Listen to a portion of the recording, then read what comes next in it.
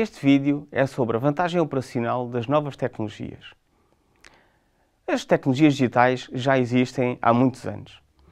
Por exemplo, nos anos 60 e 70, as mainframes, nomeadamente da IBM, que era a empresa mais conhecida nessa altura, foi utilizada nos censos e era utilizada, por exemplo, no LNEC aqui em Portugal e também nas universidades para, basicamente, processar grandes quantidades de dados.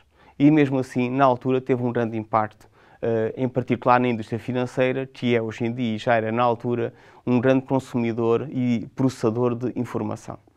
Nos anos 80 e 90, e eu já sou dessa altura, lembro-me perfeitamente de começarem a aparecer os primeiros computadores pessoais que levaram as tecnologias até à mesa das pessoas, até ao empregado individual. Também é dessa altura as primeiras folhas de cálculo, os primeiros processadores de texto e mais tarde, um pouco mais tarde, finalmente aparece o e-mail para as pessoas trocarem ficheiros e outros tipos de informação de forma, dizia-se na altura, eletrónica. Em 1993-96 também aparece a web e é a partir de 2000 que se generaliza a internet por causa dessa interface gráfica chamada web. Mais tarde, não muito mais, começam a aparecer os telefones, depois os telefones ligados à internet e finalmente os smartphones, em que é possível instalar aplicações e estar permanentemente ligado à internet. E já mais recentemente as redes sociais. Agora eu vou fazer aqui uma pausa antes de falar do futuro, porque o que vem aí é muito mais, mas muito mais do que veio até hoje. E às vezes parece que as organizações não se apercebem que estas tecnologias todas são apenas quase um aquecimento para o que virá nos anos 2020 e 2030. Eu dou um exemplo. Ainda hoje em dia, ainda há organizações que nem sequer têm websites. Ainda há organizações que mal usam, por exemplo, os telemóveis ou os apps e que quase nenhuma organização ainda tira partido das redes sociais. Redes sociais já existem há mais de 10 anos.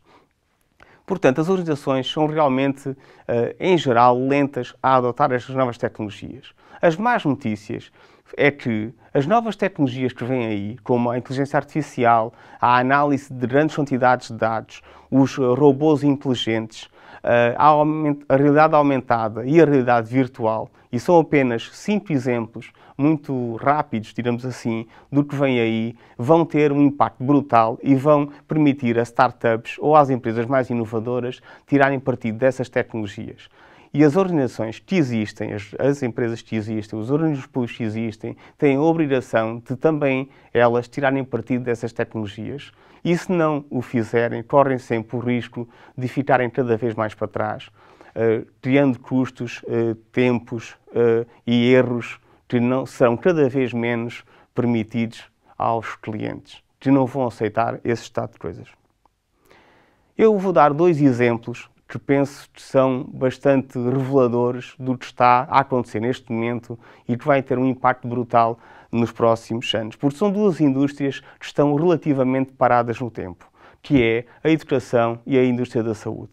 Na educação, estamos a assistir com as plataformas de ensino online que permitem ensinar de forma automática e de forma personalizada, criando conteúdos de alto valor porque são personalizados, dirigidos àquele indivíduo exatamente com as suas necessidades e, por outro lado, de forma automática e, portanto, praticamente gratuita, o custo incremental é praticamente zero, vão ter de certeza e já estão a ter um impacto enorme no ensino a nível mundial. E voltaremos a este assunto num vídeo mais à frente. Na saúde, temos também como exemplo algumas startups e empresas mais pequenas, por exemplo, no Reino Unido e nos Estados Unidos, que já estão a oferecer consultas na internet. Hoje em dia, por exemplo, nós em Portugal, quando queremos marcar consulta com o nosso médico de família, muitas pessoas, aliás, nem têm médico de família, e alguns têm médico de família, conseguem marcar consultas para daí a 3 meses. Usando estas empresas que prestam consultas online, é possível marcar uma consulta para daí a 1 minuto.